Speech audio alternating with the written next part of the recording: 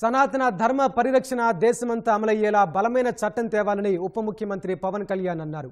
ఇందుకోసం సనాతన ధర్మ పరిరక్షణ బోర్డు ఏర్పాటు చేసి దానికి నిధులివ్వాలని కోరారు. దేవుడి నైవేద్యాలు ప్రసాదాల్లో వాడే వస్తువుల స్వచ్ఛతను పరీక్షించాలన్నారు. తిరుమలను వైసీపీ ప్రభుత్వం అపవిత్రం చేసిందంటూ ప్రాయశ్చిత్త దీక్ష చేసిన పవన్ తిరుపతిలో వారాహి డిక్లరేషన్ విడుదల చేశారు.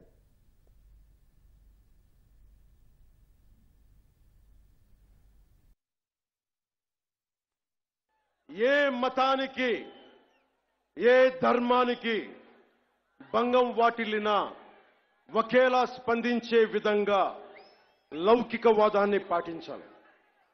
సనాతన ధర్మ పరిరక్షణ కోసం అవిశ్వాసాలకు భంగం కలగజేసే చర్యలు అరికట్టడానికి దేశం మొత్తం అమలయ్యేలా ఒక బలమైన చట్టం అవసరం ఉంది. దానిని తక్షణమే తీసుకురావాలి.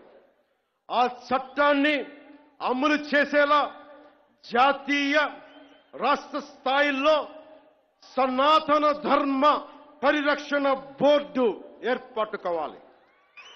దానికి ప్రతి ఏటా నిధులు కేటాయింపబడాలి. ఆలయాలలో నిత్యం జరిగే నైవేద్యాలు ప్రసాదాలలో వినియోగించే వస్తువుల స్వచ్ఛతని ధృవీకరించే విధానాన్ని తీసుకురావాలి. ఆలయాలు కేవలం ఆధ్యాత్మిక కేంద్రాలుగే కాదు, విద్యా కేంద్రాలుగా, కళా కేంద్రాలుగా, ఆర్థిక కేంద్రాలుగా, పర్యావరణ పరిరక్షణ కేంద్రాలుగా మరియు సంక్షేమ కేంద్రాలుగా కూడా పూర్తి స్థాయిలో రూపుదిద్దుకోవాలి. ఆ దిశగా ఒక ప్రణాళిక సిద్ధం చేయాలి.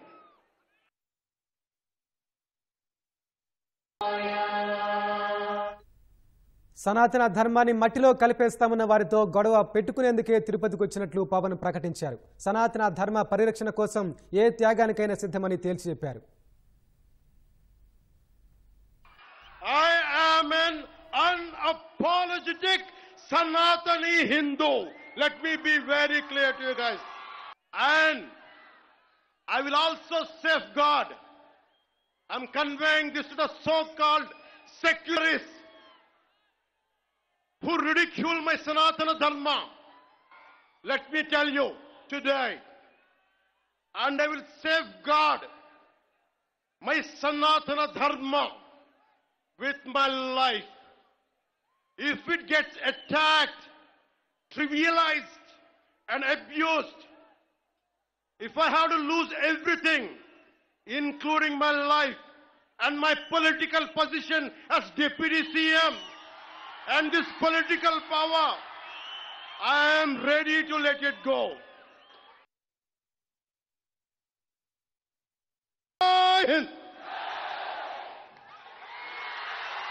Om Namo Narayana. టీటీడీని భ్రష్టు పట్టించి ఇప్పుడు దొంగ ప్రమాణాలు చేస్తే ఎవరు నమ్ముతారని పవన్ ప్రశ్నించారు. తిరుపతి ప్రసాదంలో కూర్చొని గత ముఖ్యమంత్రి కూర్చొని లడ్డూలు చేశారు, మీరు అపవిత్రం చేశారని మేము మాట్లాడట్లా. ఎక్కడ చెప్పలా మాట. గుమ్మడికాయ దొంగ ఎవరంటే భుజాలు తడుకున్నాడు ఆయన. రాజకీయం చేస్తున్నాం అంటారు. రాజకీయం ఎక్కడ చేస్తున్నాం? మాకు అవసరం ఏముంది? ఇంకా మమ్మల్ని తిట్టడానికి కూడా ఇంకా 3-4 సంవత్సరాల టైం ఉంది. 3 నెలలు అయింది వచ్చి. అవసరం ఏముంది? సుప్రీంకోర్టుకి వెళ్ళాడు పెద్ద మనిషి. ఎంతమంది జడ్జెస్ ని తిట్టారో మీకు తెలుసు. ఈ రోజున చాలా అమాయకంగా వైవి సుబ్బారెడ్డి గారు, కరుణాకర్ రెడ్డి గారు వీళ్ళెవరు మాట్లాడలా. మేము చచ్చిపోతాం, అరచేతిలో మేము హార్ వెలిగించుకుంటామంటే, నువ్వు హార్ వెలిగించుకుంటే ఎంత, వెలిగించుకోపోతే ఎంత? ఏ డ్రామాలు చేయకండి అమ్మా ప్లీజ్. ఒకటే ఒక పనిష్మెంట్ ఉండదు మీకు భవిష్యత్తులో.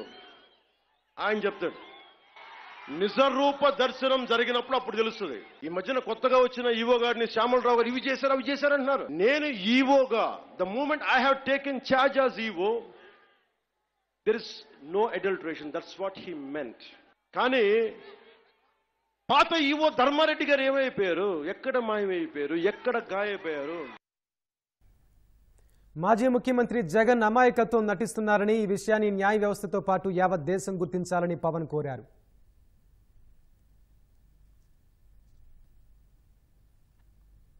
I want to bring it to the national media, the highest courts of our nation. I want you to know who is pleading for innocence. I want to communicate to the highest judiciary.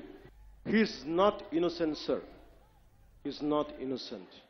Today, simple adulteration case would have been put. They'll be charged, but that is not the thing. It's much beyond. It's an attack on Sanatana Dharma for the last half a decade. That's the crux of it. Sri Nara Chandrababu Naidu garu never spoke to press. It was in an NDA meeting with all the 164 MLAs. He was sharing what exactly happened, but he didn't blame. He was quoting a fact.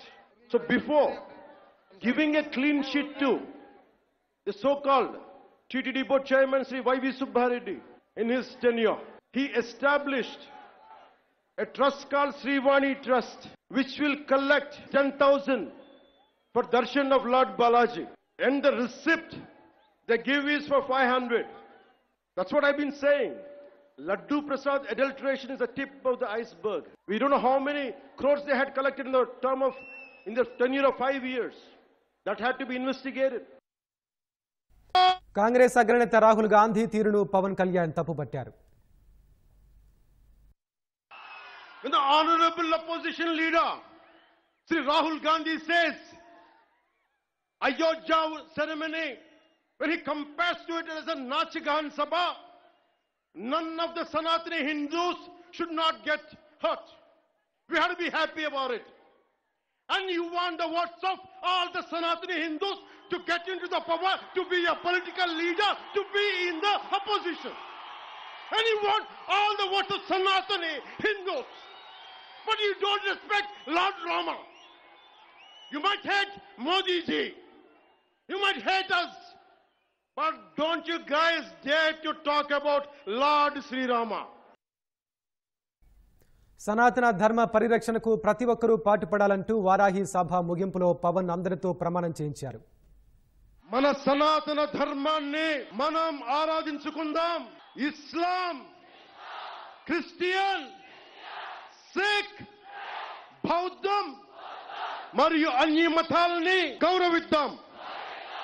మన సనాతన ధర్మం మీద దాడి జరిగినా, అపహాస్యం చేసినా, దూషించినా, ప్రాణాలొడ్డైనా సరే మనం సాయి శక్తుల రక్షించుకుందాం. జై భారత్,